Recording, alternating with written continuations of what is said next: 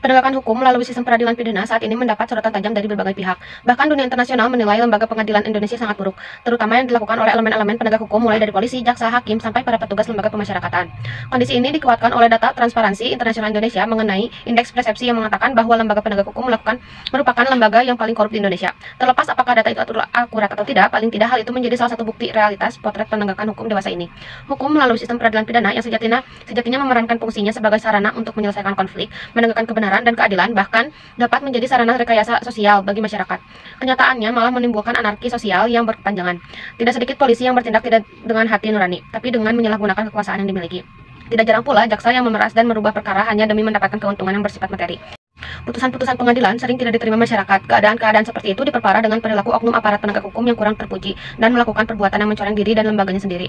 Kasus suap yang terjadi di Mahkamah Agung, hal ini menjadi salah satu tanda bahwa penegakan hukum di Indonesia memang sedang dihadapkan pada masalah besar. Dilihat dari kemunculannya, hukum progresif bukan sesuatu yang kebetulan, bukan sesuatu yang lahir tanpa sebab, dan juga bukan sesuatu yang jatuh dari langit. Hukum progresif adalah bagian dari proses pencarian kebenaran yang tidak pernah berhenti. Hukum progresif yang dapat dipandang sebagai konsep yang sedang mencari jati diri bertolak dari realitas empirik tentang bekerjanya hukum di masyarakat, berupa ketidakpuasan dan keprihatinan terhadap kinerja dan kualitas penegakan hukum dalam setting Indonesia akhir abad ke-20. Dalam proses pencarian itu, Sacipto Raharjo kemudian berkesimpulan bahwa salah satu penyebab menurunnya kinerja dan kualitas penegak hukum di Indonesia adalah dominasi paradigma positivisme dengan sifat formalitasnya yang melekat.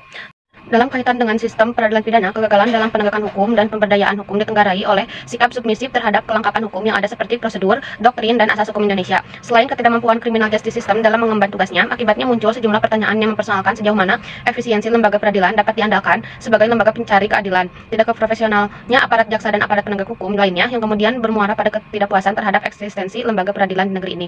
Hukum progresif menawarkan jalan lain yang berbeda dengan mainstream utama aliran hukum di Indonesia. Kalau aliran legisme atau positivisme saat ini masih mendominasi pola pikir dan cara pandang dalam penegakan hukum, maka hukum progresif malah menolak aliran ini dalam arti paradigma dibalik. Artinya berbeda dengan legisme berpusat pada aturan. Hukum progresif membalik paham ini. Manusia atau perbuatan manusia selalu suatu unikum. Kendati demikian, karakteristik itu tidak mendapatkan tempat dalam hukum. Di sini hukum sudah bekerja seperti mesin yang tinggal memencet tombol saja, ibarat mesin tomat.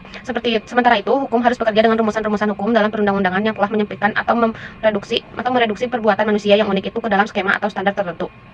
Kedua, hukum progresif menolak mempertahankan status quo dalam berhukum. Mempertahankan status quo memberikan efek yang sama seperti pada waktu orang berpendapat bahwa hukum adalah tolak ukur semuanya dan manusia adalah untuk hukum. Cara berhukum yang demikian itu sejalan dengan cara positivistik, normatif, dan legalistik. Sekali undang-undang mengatakan atau merumuskan seperti itu, kita tidak bisa berbuat banyak kecuali hukumnya dirubah lebih dahulu.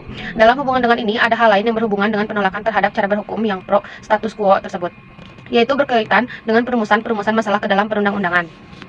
Substansi undang-undang itu berangkat dari gagasan tertentu dalam masyarakat yang kemudian bergulir masuk ke lembaga atau badan legislatif. Ketiga, apabila diakui bahwa peradaban hukum akan memunculkan sekalian akibat dan risiko yang ditimbulkan, maka cara kita berhukum sebaiknya juga mengantisipasi tentang bagaimana mengatasi hambatan-hambatan dalam menggunakan hukum tertulis.